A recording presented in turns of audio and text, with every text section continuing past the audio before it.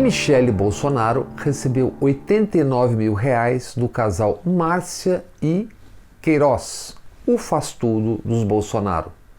Entre 2011 e 2016, os Queiroz depositaram 21 cheques na conta de Michele Bolsonaro, no total R$72 mil. Outra meia dúzia de cheques da família Queiroz para Michele Bolsonaro somaram mais R$17 mil, daí os 89 mil. Queiroz, a mulher Márcia e as filhas trabalharam anos nos gabinetes dos Bolsonaro. Agora, uma novidade. Além do já revelado sobre 51 imóveis da ampla família Bolsonaro e das ligações com o esquema rachadinha. Quebra do sigilo bancário de ex-funcionários de Flávio Bolsonaro mostrou repasse para Fernanda Bolsonaro, casada com o senador Flávio Bolsonaro, o 01. Depósito de R$25 mil feito pelo Queiroz, o inevitável Queiroz, em 2011. Em depoimento ao Ministério Público do Rio de Janeiro, o senador Flávio Bolsonaro candidamente respondeu: "Não sei a origem do dinheiro. Chequem direitinho. Queiroz nunca depositou dinheiro na conta da minha esposa, pelo que eu saiba." E tome-lhe novidade. Em 96, quando ainda casada com o Jair Messias, Rogéria, mãe do 01, 02 e 03, comprou um apartamento em dinheiro vivo, R$95 mil. Hoje vale 600 e poucos mil. Revelado os 89 mil dos Queiroz para Michele, como reagiu o presidente da República? Como sempre, mudou de assunto. Na sexta-feira, números oficiais, fora o subnotificado, aproximava-se a macabra cifra de 100 mil mortos pela Covid. Responsável maior pelo genocídio por atos, palavras e omissões, Bolsonaro se valeu disso para desviar atenções. Respondeu ao genocídio já naturalizado no Brasil, mas que choca o mundo, dizendo: "Vamos tocar a vida." Já está chegando ao número 100 mil, talvez hoje, é isso? Essa semana provavelmente chegará a 100 mil. Vamos tocar a vida e buscar uma maneira de se safar desse problema. Tocar a vida enquanto ele toca a morte. Sábado, divulgado o absurdo número de mortes. A primeira comunicação oficial do presidente da República foi para parabenizar o Palmeiras, campeão paulista. E assim, gastamos aqui um minuto para falar de mais uma frase bárbara da barbárie. Quando devemos falar de como alguém que deveria ser um líder tornou um país um imenso cemitério? Quando devemos tratar desse circuito que aproxima milícias e milicianos e crimes de corrupção? Vamos ao contexto. O tempo tratado pelo Ministério Público do Rio de Janeiro é o tempo de Bolsonaro, o Jair, deputado federal, e os filhos, o filho Flávio, começando a carreira política no Rio de Janeiro como deputado estadual. Dias de profundas ligações e homenagens a milicianos, policiais ligados a milícias. Homenagens e condecorações, entre outros, para Adriano Magalhães da Nóbrega, morto na Bahia em fevereiro e acusado de chefiar pistoleiros no escritório do crime. Adriano, sócio de Queiroz em uma construtora da milícia que fazia obras irregulares na zona oeste do Rio de Janeiro. Segundo o Ministério Público do Rio de Janeiro, a rachadinha do gabinete de Flávio, rateio entre assessores, financiava a construtora da milícia. Diz o Ministério Público do Rio de Janeiro, Flávio dividia lucros da construtora miliciana com Adriano e Queiroz, que movimentou 7 milhões de reais inexplicáveis em 3 anos, e que depositou 89 mil reais na conta de Michele, esposa do hoje presidente da República. Recordemos, um dos fatos, dos muitos fatos que levaram à queda ao impeachment de Collor, foi um Fiat Elba comprado para sua esposa Rosane Collor. Há um ano, num seminário na Fundação Getúlio Vargas, no Rio de Janeiro, o ministro Paulo Guedes arrancou gargalhadas ao dizer: é uma vergonha alguém cair, sofrer o impeachment por um Fiat Elba. Reducionismo oportuno para cínicos e hipócritas. Nos anos PC Farias Collor, o Estado foi assaltado como nunca. Sabe quem viveu, quem acompanhou aqueles tempos. Vejamos, PC Farias foi tesoureiro na campanha de Collor e capo, o chefão, o operador durante o governo. PC Farias, para começar, tinha 2 CPFs e enfrentava 33 queixas-crime do Banco Central. Isso o homem forte, o homem sombra do governo e da campanha Collor. 14 das queixas em processos por aceite e emissão de duplicatas simuladas. O grande operador do governo naqueles tempos, depois assassinado, teve, anos antes, a Tratoral, uma empresa em Alagoas, em Maceió. Empresa que quebrou ex-executivos de bancos que ajudaram PC Farias antes, depois, no governo, ganhariam as chaves dos cofres.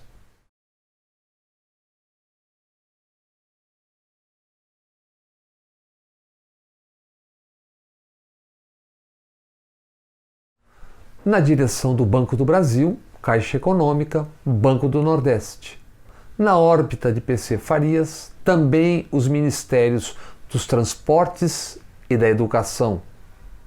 Naqueles subterrâneos, PC disputava espaços com outra sigla, PP, Pedro Paulo Leone Ramos.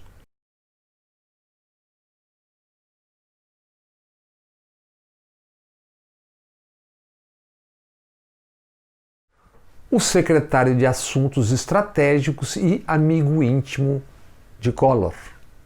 Alguns dos espaços ocupados por indicados de PP.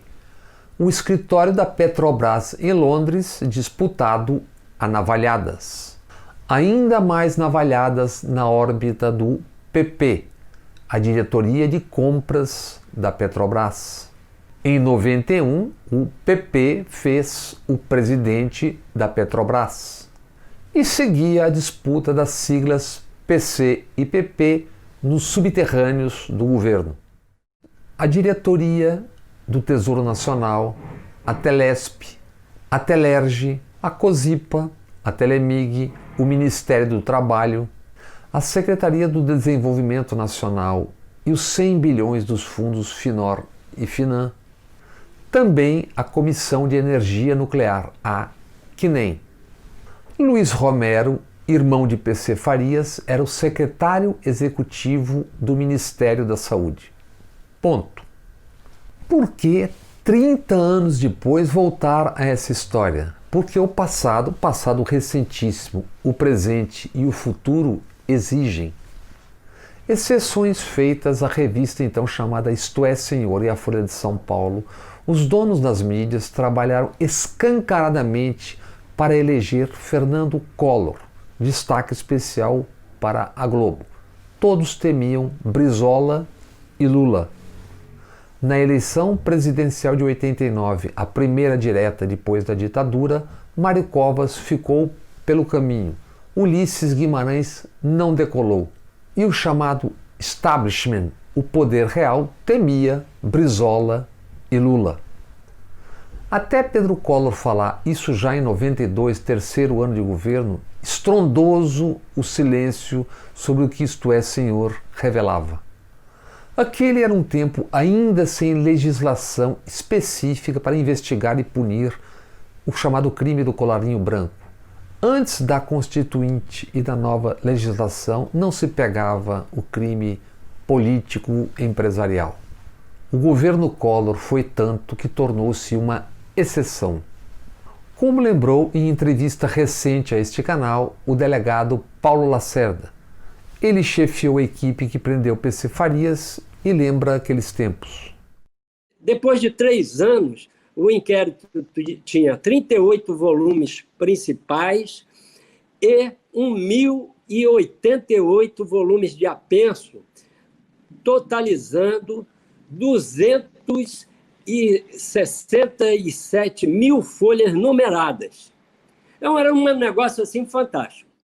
Cerca de 300 empresas e 100 empresários foram indiciados. Ninguém foi punido. Por que lembrar isso é necessário? Porque muitos dos corruptos e corruptores daquele tempo, ou seus sucessores, trabalharam e ajudaram a derrubar Dilma.